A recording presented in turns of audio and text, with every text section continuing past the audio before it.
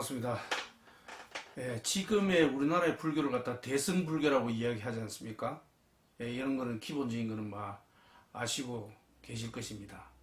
자, 그러면 우리나라에 이 지금 있는 이 불교, 부처님 당시에서부터 지금까지 어떻게 불교의 역사가 이루어져 왔는지, 거기에 대한 이야기와 지금 현재 우리나라의 불교에 대해서 조금 말씀드리겠습니다. 자, 불교의 역사를 볼 때 옛날에 인도에서 부처님 당시에 불교에는 두 가지 그 풍토가 있었습니다. 한 가지는 지금의 불교, 진정한 불교처럼 자기 스스로 구제한다, 이런 불교, 그걸 갖다가 사문의 종교라 그럽니다. 그런 종교가 있었고, 한 개는 바라문교, 즉 타인에 의해서, 신에 의해서 도움을 받아서 내가 구제를 받는다. 지금으로 말하면 그런 기독교가 거기에 해당되겠죠.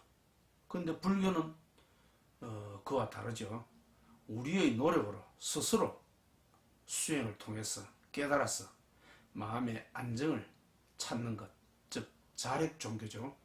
그런데 그에 비해서 기독교라든지 이런 것은 타력 신앙입니다. 타력 신앙. 하나님의 힘을 빌어, 신의 힘을 빌어 내가 구원을 받는다, 또 잘 산다, 죽어서 좋은 곳에 간다, 이것입니다. 그 당시 부처님 당시에도 이런 풍토가 있었습니다. 즉 그 겐지스강, 인도에는 큰 강이 두 개가 있습니다. 즉 동쪽으로, 저 북쪽에서 동쪽으로 흘러가는 겐지스강 쪽에 있는 사문의 종교가 있었고, 또 서쪽으로 흘러가는 인더스강 이쪽에 보면은 브라만교, 이거는 하느님, 타력, 신에 의지하는 종교입니다. 이 두 가지 종교가 있었습니다. 그래서 부처님께서는 12살 때 그 사문유관을 경험하고, 삶과 죽음의 문제를 내가 해결해야 되겠다, 이런 생각으로 29세 때 출가를 하게 되었지 않습니까? 자, 그 당시 부처님께서는 12살 때 성에서 밖으로 나간다. 동쪽으로 갔을 때 동문을 열어보니까 사람이 넓고 늙은 사람이 누워있다. 참 비참하고 그렇지 않습니까? 그리고 남쪽을 갔을 때 병든 사람이 또 있었습니다. 그러니까 너무 연민이 정이 일어나고 괴로웠죠. 또 서쪽으로 가니 죽은 사람들이 거리에 있는 것이었습니다. 그래서 또 이제 북쪽 성문을 나서니 어느 조용한 성스러운 사람이 길을 걸어가고 있었던 것입니다. 이 사람이 바로 수행자, 사문이었던 것입니다. 왜 우리 인간은 이렇게 태어나서 고통받으며 병들고 결국 죽게 되는지, 여기에 대해서 깊은 생각을 하게 되었던 것입니다. 그래서 부처님께서는 나도 저 사문처럼 나도 저런 사람이 되어야 되겠다, 이렇게 이제 생각을 하고 우리 인간의 삶과 죽음의 문제를 해결하고자 출가를 하고자 하였으나 그 아버님께서 안 된다, 그렇게 해서 결혼을 시키고 아기도 낳고 하였던 것입니다. 그래서 부처님께서는 이 삶과 죽음의 문제를 해결해주면 나는 출가를 하지 않겠다, 그렇게 이야기를 했는데, 아버지께서는 이 문제를 해결하지 못하지 않습니까? 그러니 이제 출가를 해라. 그래서 29세 때 출가를 하게 되었던 것입니다. 부처님께서. 그런데 그 당시 인도에 있는 여러 그런 신을 믿는 종교라든지 또는 그런 사문의 종교라든지 이런 것이 있는데 그 중에서 이 불교가 가장 건전한 종교다.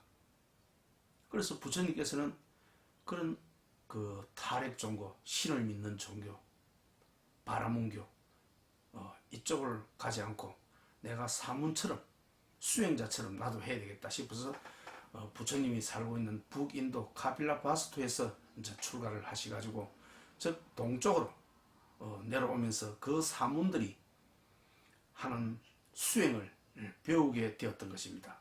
그 사문들이 하는 수행은 주로 선정과 명상 이런 거였습니다. 그래서 그 당시에서는 부처님도 그런 것을 배웠죠. 그래서 가장 높은 단계의 그 무소유 처정이라든지 또는 비상 비비상 처정이라든지 또는 멸진정이라든지 이런 선정을 배웠던 것입니다. 그래서 부처님께서는 상당히 그쪽으로 뛰어났기 때문에 금방 그런 선정에 빠져들었던 것입니다. 하지만 그 선정에 들을 때는 마음이 고요하고 하지만 선정에서 벗어날 때는 다시 그런 삶과 죽음의 문제, 고통의 문제, 괴로움의 문제가 해소되지 않았던 것입니다. 해소되지 않았던 것입니다. 그래서 부처님께서는 아니다. 이것은 아니다. 그래서 부처님께서 다시 이제 있는 그대로 보는 그런 수행을 하게 되었던 것입니다. 그것이 요즘으로 말하면은 지관수행, 선수행이었던 것입니다. 그러니까 부처님께서는 그런 고행을 통한 선정 그것을 하더라도 그 선정에 들 때만 마음이 고요해지지 벗어날 때는 전혀 삶과 죽음의 문제가 해결되지 않았던 것을 알고 이것이 길이 아니다. 그래서 중도의 길을 택했던 것이죠. 그런 고행을 통한 그런 선정도 해답이 될 수 없다. 그래서 이제 그 고행을 그만두고 이제 벗어났던 것이죠. 벗어나서 이제 네란다 강에서 모욕을 하고 기력이 다 빠진 상태에서 이제 그 수자타 처녀의 그 유미죽을 묻고 다시 이제 고요하게 마음을 다잡고 이제 자리에 앉았던 것입니다. 그래서 이제 있는 그대로 보는 그런 고행 또는 선정을 통한 그런 잠시의 즐거움 이것 모두를 버리는 중도에 있는 그대로 보는 중도의 수행을 하였던 것입니다. 그래서 깨우친 것이 중도를 깨우친 것이죠. 양극단을 고행도 또는 그런 즐거움도 모두 버리는 있는 그대로 보는 그런 중도 수행을 하였던 것입니다. 그래서 이제 그것을 그렇게 하니까 깨달은 것이 부처님께서 연기를 깨달았던 것입니다. 연기. 이것이 있으므로 저것이 있고 이것이 사라지면 저것도 사라진다는 그 연기를 깨닫고 나서 삶과 죽음의 문제를 모두 해소를 하고 깨달았던 것이죠. 그래서 이제 같이 수행을 하던 그 오비구가 있는 곳으로 가서 내가 이제 깨달았다. 그렇게 이야기를 하고 그 이제 설법을 하였던 것이죠. 그게 이제 초전 법문입니다. 그 이야기를 하니 그 이야기를 듣고 거기에 있던 오비구들이 깨달았던 것이죠. 깨달았던 것입니다. 죽음이 왜 있는지, 왜 우리가 고통스러운지 이런 모든 것들은 연기법이다. 이것이 있으므로 저것이 있고 저것이 사라지면 이것도 사라진다는 그 연기를 깨달았던 것입니다. 그래서 이제 그걸 하고 부처님께서는 그로부터 45년간을 인도 전역을 돌아다니면서 많은 사람들에게 설법을 하고 그 고통의 문제, 괴로움의 문제, 삶과 죽음의 문제를 많이 이야기를 하였던 것입니다. 그리고 이제 결국은 이제 저 고향 카필라바스트로 가기 전 쿠시나가라에서 부처님께서 이제 열반을 하게 되죠. 그로부터 한 100년 정도 지내서 100년 정도 지내가지고 이제 부처님께서 설법한 내용들을 그 가르침을 체계적으로 정리하는 작업이 있었습니다. 그것이 아비다마 불교, 아비다마 불교라 그럽니다. 아비다마 불교는 그 부처님께서 가르친 그 가르침을 체계적으로 정리하고 분석하고 정리하는 작업이 한 불교를 말합니다. 아비다마 불교. 또 그렇게 하다 보니까 내가 분석한 것이 맞다. 이렇게 부처님께서는 말씀했다. 이것이 맞다. 또 저쪽에서는 아니다.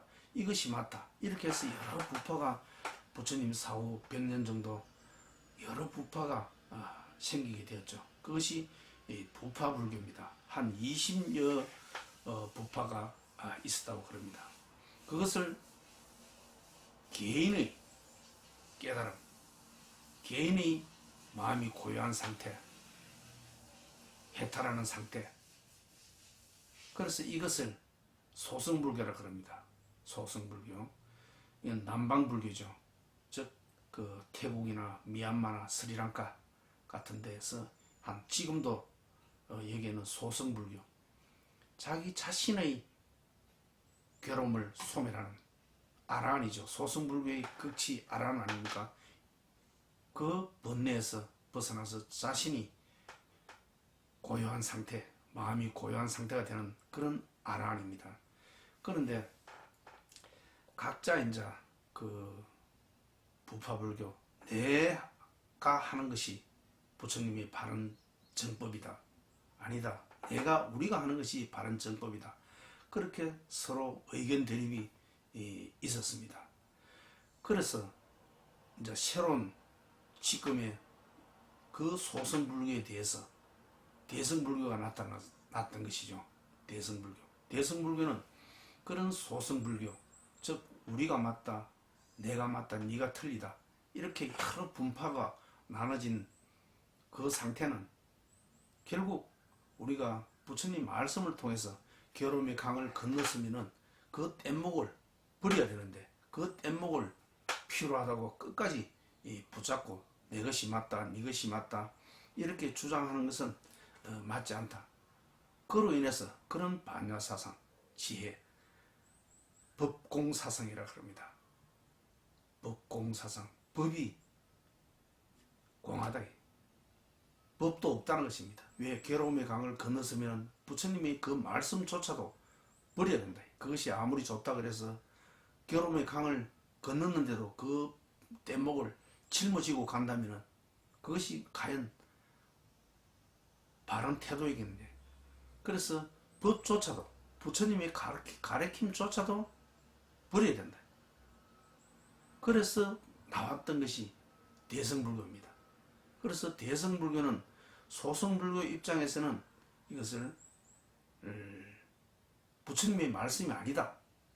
이렇게 이제 이야기를 하곤 하죠. 또 대승불교 입장에서는 그것은 소승불교라 하고 그것을 소승불교라 하고 이것도 부처님의 말씀이다.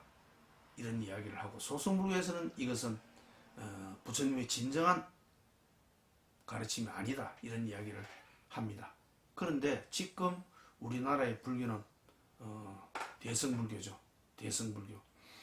소승불교는 자기 자신의 괴로움, 해탈, 열반이 주 목적입니다. 소승불교는. 그런데 대승불교는 내가 깨닫고 나서 그 깨달음을 주변 대중들과 중생들과 같이 깨달음의 길에 나아가야 한다. 이것이 대승불교입니다. 지금 우리나라 불교는 대승불교입니다. 대승불교. 그런데 대승불교 경전으로 이야기할 것 같으면은 주로 이제 반야신경이라든지 건강경이라든지 화엄경이라든지 법화경이라든지 지금 우리가 알고 있는 모든 대부분의 경전은 전부 대승불교 경전입니다. 그 중에서도 가장 우리가 널리 알고 있는 경전이 반야신경이죠. 반야신경. 이것이 이제 불교의 역사가 이렇게 진행되어 온 과정입니다. 자, 다시 한번 말씀드리면은 부처님이 깨닫고 나서 그 깨달음을, 가르침을 체계적으로 정리하는 과정에서 나타난 것이 여러 부파들이 나타났다. 아비담말 불교 정리하는 것 또는 부파불교. 그러니까 나의 개인의 해탈 열반일 중요시에게는 소승불교라면은 그로 인해서 내 법이 옳다, 네 법이 틀리다, 내 법이 옳다 이렇게 주장하는 것이 맞지 않다. 그것이 법공사상입니다. 맞지 않다. 그로 인해서 나타난 것이 지금 일본이나 중국이나 우리나라에서 하고 있는 이 불교, 대승불교입니다. 이 대승불교, 그 부파불교에 대한 반대, 부파불교에 대한 비판으로 나타난 것이 대승불교입니다. 그래서 지금은 이제 우리나라 같은 경우는 대승불교고 저쪽 태국이나 미얀마나 또 뭐 스리랑카 같은 데는 그런 것을 소승불교라 합니다. 자, 소승불교는 자기 자신의 해탈 열반을 중요시 여기고 대승불교는 자기 자신을 깨닫지만 또 주변에 있는 여러 중생들을 같이 깨닫게 한다. 국토를 만든다. 이것이 대승불교입니다. 대승불교의 경전으로서는 우리가 알고 있는 대부분의 경전이 전부 대승불교입니다. 대승불교. 그런데 자, 대승불교에는 가장 중요한 사상이 두 가지가 있습니다. 두 가지가, 즉 반야신경에서 나오는 공사상, 부처님의 가장 근본 가르침인 연기를 가지고 공을 설명한다. 그런 중간 사상. 또 그 공을 어떻게 보느냐? 일체 우리 마음으로 본다. 마음으로 본다. 이것이 요식 사상입니다. 이 두 가지가 대승불교의 가장 큰 두 가지 흐름입니다. 자, 그 중간 사상은 공을 연기로서 공을 설명하는 것입니다. 연기. 이것이 있으므로 저것이 있고 또 이것이 사라지면 저것도 사라진다는 그 연기를 가지고 공을 설명합니다. 방금 이것이 연기의 공성입니다. 티베트 불교에서는 전부 이 연기, 이 중간 사상을 가장 중요하게 여깁니다. 또 그와 상맥을 이루는 것이 일체 우리가 사는 모든 것은 꿈처럼 있다. 모두 마음이다. 이렇게 생각하는 그 요식 사상입니다. 이 두 가지가 대승불교의 가장 큰 줄기 흐름입니다. 자, 그렇죠. 자, 그러면은 우리가 이제 연기가 부처님의 가르침 중에서 가장 근본이 연기 아닙니까? 연기로 인해서 생기는 것이 이 공이죠. 공사상입니다. 자,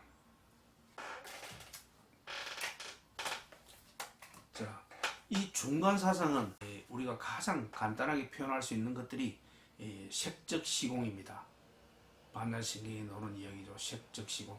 이 색이, 즉 우리가 물질이라고 보이는 이런 색들은 모두 공이라는 것입니다. 이것이 중간 사상의 가장 핵심입니다. 중간 사상. 이것은 용수 스님이 말씀을 하셨죠. 중간 사상.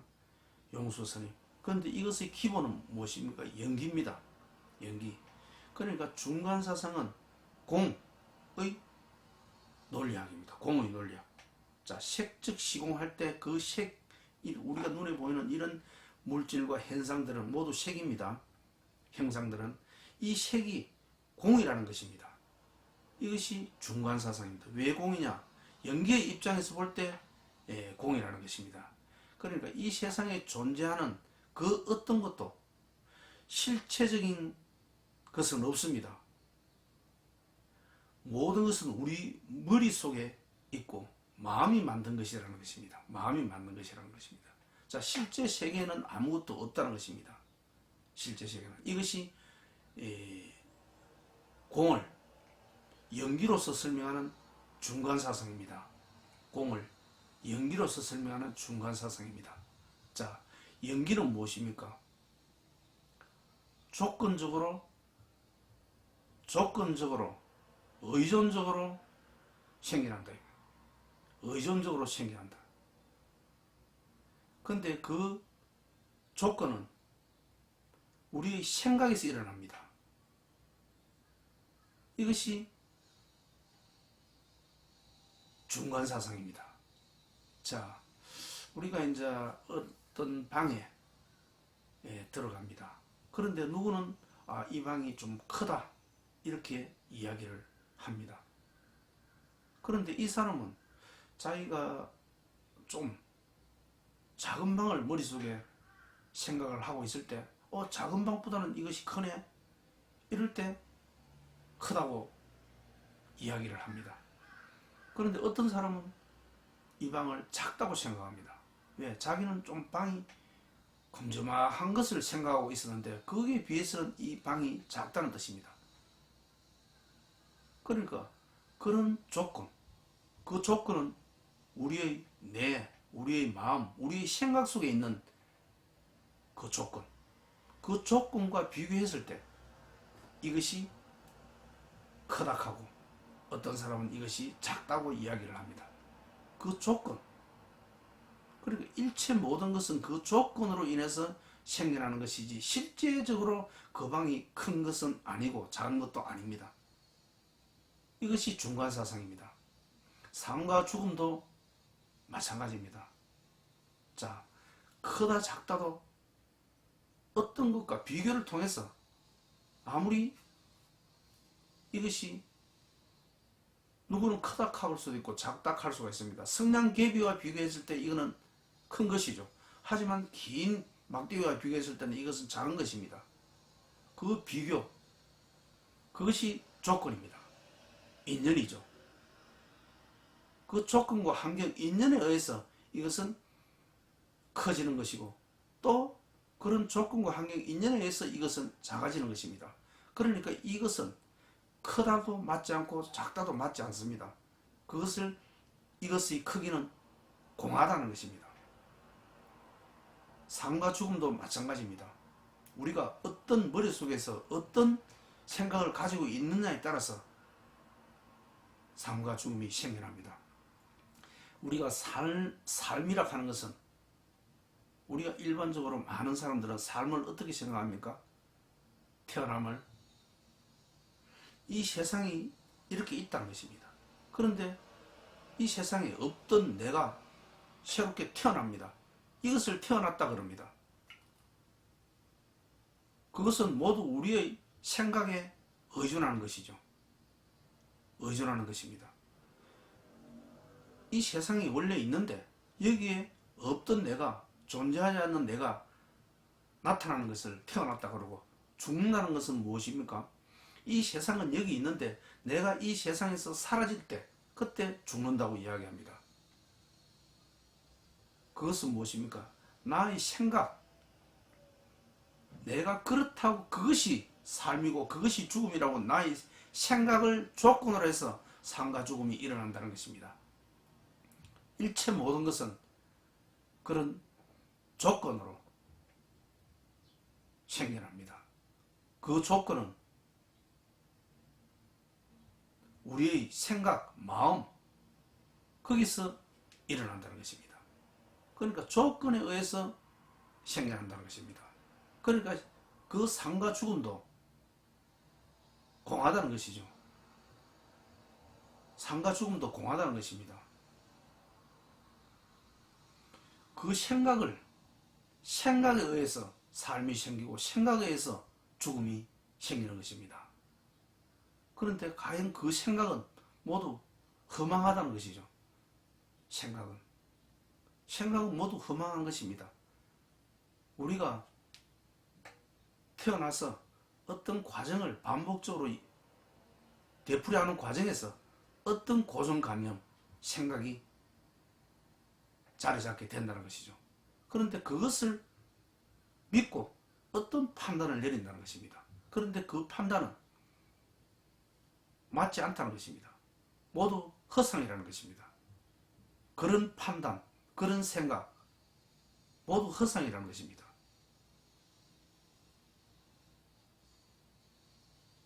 그 판단에 의해서, 그 생각에 의해서 이루어지는 모든 것들은 공하다는 것입니다. 크다 작다, 큰 방 작은 방, 삶과 죽음 모두 다 그렇습니다. 가난하다, 부자다, 이것도 내 생각, 비교에 의해서 타인과 비교해서 지금 나는 가난한 것이구나, 또는 타인과 비교해서 나는 부자구나, 이렇게 그 비교라는 그 생각, 그 조건에 의해서 내가 가난한 사람이 되기도 하고 부자가 되기도 한다는 것입니다. 실제 가난하지도 않고 부자도 아닙니다.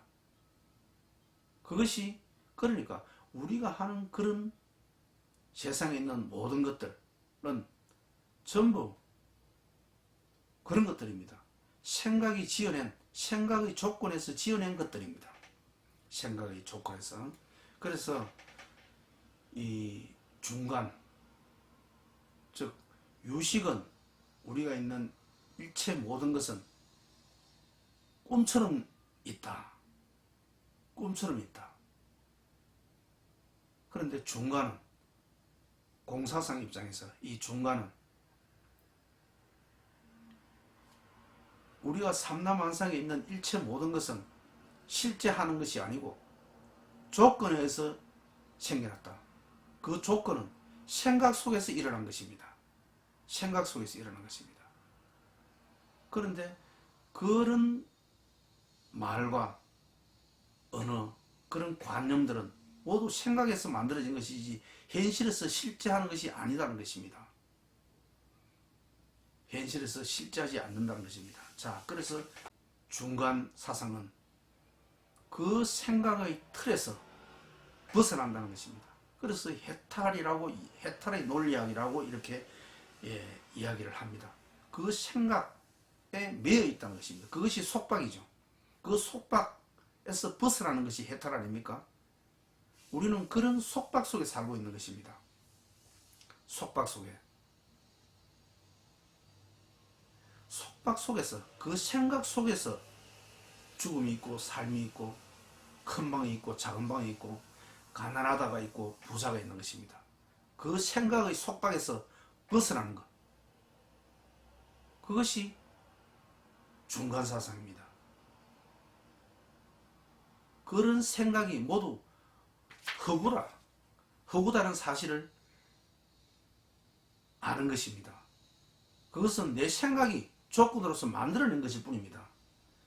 그래서 그런 것을 벗어날 때, 그런 해탈에서 묶여있는 그 생각 속박에서 벗어날 때 우리는 니르바나, 열반을 이룰 수 있는 것입니다. 열반. 우리가 고통과 괴로움이 일어나는 것은 탐진치죠. 탐진치, 욕망과 화와 어리석음입니다. 욕망과 화와 어리석음입니다. 그런 것을 이제 그 공의 입장에서, 연기의 입장에서 세상을, 진리를 바로 보게 되면 그 고통에서 벗어날 수 있다는 것입니다. 그러니까 이 중간사상, 이것이 열반의 이 논리학이다, 이렇게 볼 수 있습니다. 열반의 논리학이다. 자, 우리가 그런 이치를 바로 알게 될 때, 그런 삼독에서 벗어날 수 있다는 것입니다. 삼독에서 벗어날 수 있다는 것입니다. 그런데 우리는 살면서 그런 욕망이라든지 화라든지 그런 걸 떠나서 또 이런 생각을 합니다. 근본적으로 우리 인간은 내가 태어나서 왜 죽게 되는지, 태어나서 왜 죽게 되는지, 나는 누구인지, 이 세상은 왜 이렇게 존재를 하는 것인지, 도대체 이 세상은 누가 만들었는지, 이런 의심, 이 의심에 대한 답을 지능이 어느 정도 되는 사람은 항상 생각을 합니다. 이것을 해결하지 않고는 근원적인 그런 고통, 괴로움을 겪습니다. 나는 누구인지, 도대체 내가 죽고 나면 나는 어떻게 되는 것인지,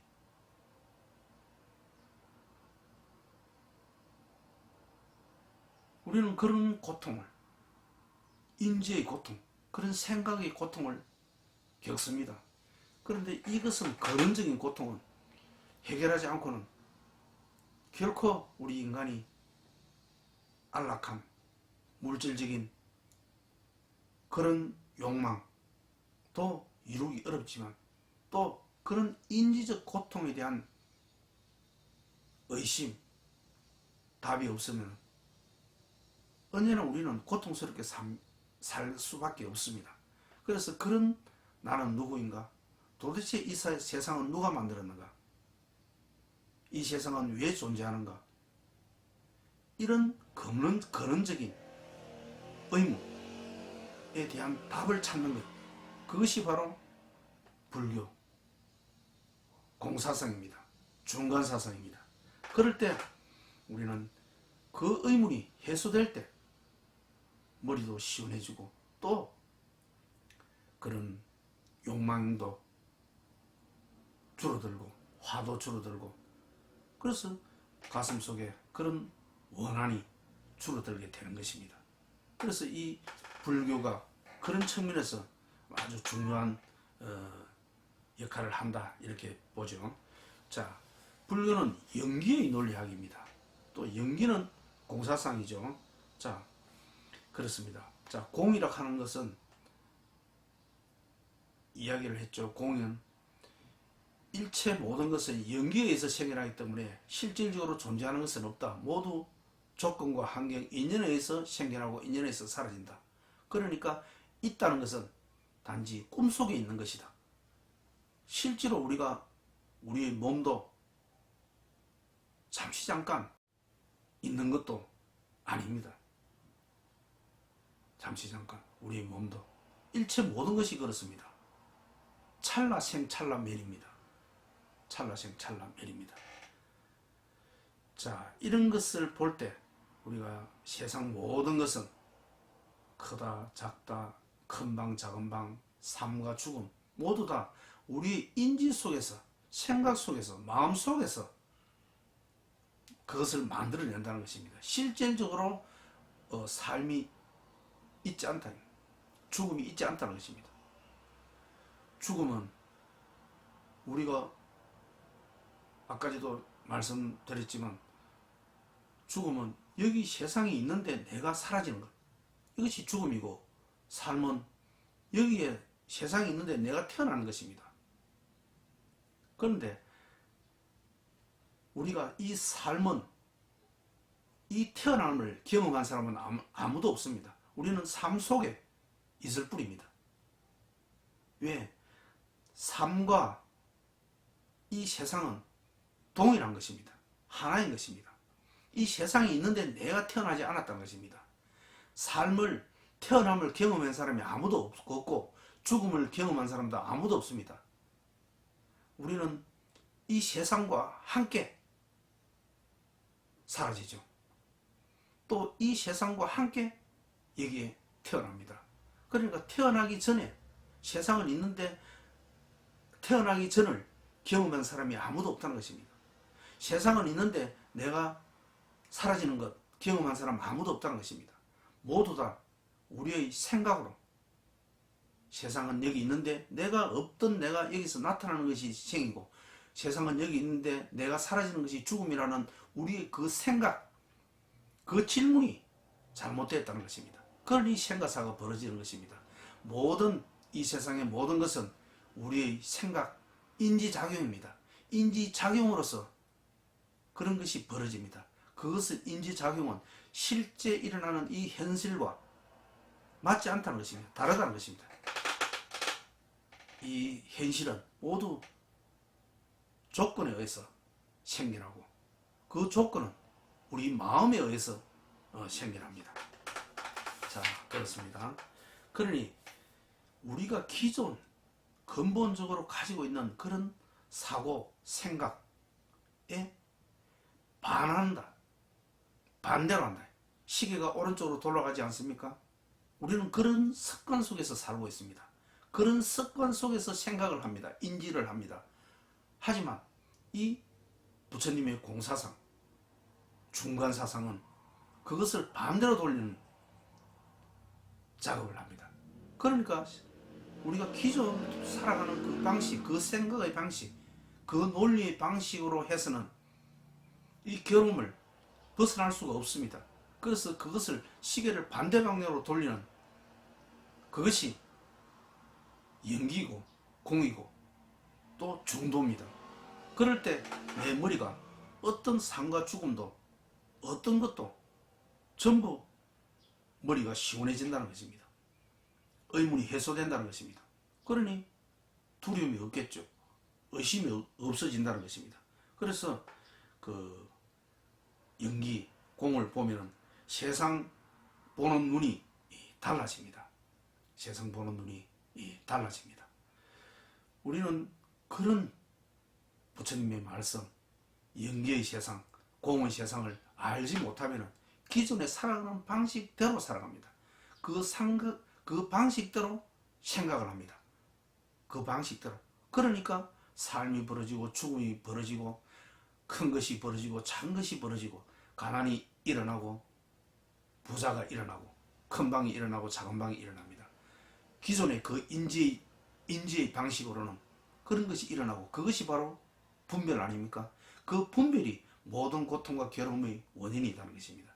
그것을 인지를 반대로 돌린다. 시계를 반대로 돌린다. 그것이 반대로 돌리는 그 논리학, 지금의 가진 그 생각을 반대로 돌리는 것입니다. 그래서 이것을 해체의 논리학이라고 합니다. 기존에 우리가 가지고 있는 이 생각들을 해체시킨다는 것입니다. 뭐로서? 연기로서, 공의 사상으로서. 이것이 중간사상입니다. 중간사상은 중도, 세상을 있는 그대로 바로 본다는 것입니다. 있는 그대로 바로 본다는 것입니다. 바로 볼 때 우리가 인지로 인해서 생겨나는 그 고통, 삶과 죽음의 문제, 여러 가지 살아가면서 생기는 그런 문제, 이 세상은 누가 만들었는지 문제,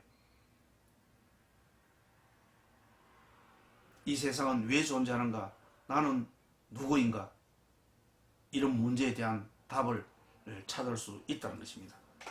자, 우리가 살아가면서 하는 그런 말과 관념, 이런 모든 것들은 모두 우리의 잘못된 무지에서 비롯된 그런 것들입니다. 기존에 있는 그 인지체계에서 생겨난 것들입니다. 그래서 성철 스님께서는 이런 이야기를 하셨지 않습니까? 내 말을 믿지 마라. 나는 모두 거짓말만 하는 사람이다. 저는 예전에 그 말의 뜻을 깊이 알지 못했습니다. 하지만 지금은 제가 이제 이런 공부를 하다 보니까 그 말의 뜻을 알게 되었던 것이죠. 왜? 우리가 어떤 말을 한다는 것은 모두 자신의 인지 방식, 아상, 아집에 의해서 어떤 말을 합니다. 판단을 합니다. 그러니까 내 하는 말은 모두 거짓말이다, 허구다, 내 말을 믿지 마라. 성철 스님이 직접 한 이야기입니다. 그것은 제가 볼 때는 이런 불교의 공사상, 중간사상, 중도의 뜻을 제대로 정확하게 하셨다고 저는 생각이 듭니다. 그런데 그러면 제 같은 경우는 왜 이렇게 이야기를 하느냐? 우리가 하는 그런 말이나 관념이나 고정관념 이런 모든 것들은 나의 아상에서 만들어진 것이고 그것은 나의 인지작용에 의해서 하는 것들입니다. 그런데 그 작용이 잘못됐다. 반대 논리를 제가 피고 있습니다. 반대 논리를. 그러니까 기존의 생각들을 바꾸어라. 해체시키라. 그 논리를 펴고 있습니다. 하지만 이것도 또한 결국 나중에는 벌이가 될 말이다. 그래서 말로서 말을 버리는 그 중간사상입니다. 결국 이 말을 통해서 자신의 의심, 왜 태어났는지, 도대체 이 세상은 누가 만드는지, 죽으면 어디로 가는지 그 의심을 해소시키는 그런 모든 것들은 우리의 인식, 머리, 마음속에서 생겨난 것입니다. 죽는다는 것은 이 세상에 있는데 내가 사라지는 건 아닙니까? 그런데 그렇게 생각할 때 죽음이 생겨나지만 이 세상과 나는, 주관과 객관은 둘이 아니다는 것입니다. 그러니 같이 사라지기 때문에 없다는 그런 죽음이란 없는 것입니다. 태어남도 없습니다. 태어남이란 이 세상에 있는데 없던 내가 이 세상에 툭 갑자기 나타나는 것이 태어남 아닙니까? 그런데 태어남을 경험한 사람은, 세상은 있는데 태어남을 경험한 사람은 아무도 없고, 세상은 있는데 죽음을 경험한 사람도 없습니다. 모든 것은 주관과 객관이 동시에 일어납니다. 동시에 이 세상과 같이 있고 동시에 이 세상과 같이 사라진다는 것입니다. 그러니까 삶과 죽음, 일체 모든 것은 우리의 인지, 머릿속, 뇌 속에서, 생각 속에서 있는 것입니다. 그러니까 불교에서는 일체 유심조라 그러지 않습니까? 일체 모든 것은 내 마음이 만들어낸다는 것입니다. 마음이 만들어낸다는 것입니다. 가난하다, 그것도 내 마음이 만든 것이고, 내가 부자구나, 그것도 내 마음이 만든 것이고, 여기가 큰 방이구나, 이것도 내 마음이 만든 것입니다. 실제적으로 큰 방과 작은 방이 없습니다. 크다 작다가 없습니다. 가난하다 부자가 없습니다. 삶과 죽음도 없습니다. 우리가 하는 그런 말과 행동들은 모두 현실과 다르다는 것입니다. 현실을 반영하지 않는다는 것입니다. 현실을 반영하지 않는다는 것입니다. 이것이 부처님께서 깨우친 연기로 인해서 생겨나는 공사성입니다. 공사성입니다. 그러니 공의 입장에서 일체 모든 것은 없다. 세상만사 모든 것은 없다는 것입니다. 자, 그런데 그 말을 통해서 지금의 말이 잘못됐다는 것을 이야기합니다. 하지만 이것이 해소가 될 때 이 말조차도 우리는 버려야 합니다. 그런 우리가 아까도 제가 설명한 그런 의심, 영원히 풀리지 않는 그 괴로움,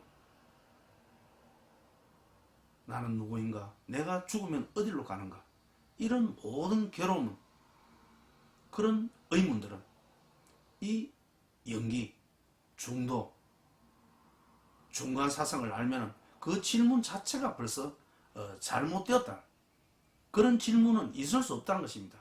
죽음 자체가 없기 때문에 죽음은 어디로 가는가 하는 그것은 질문 자체가 잘못되었다는 것입니다.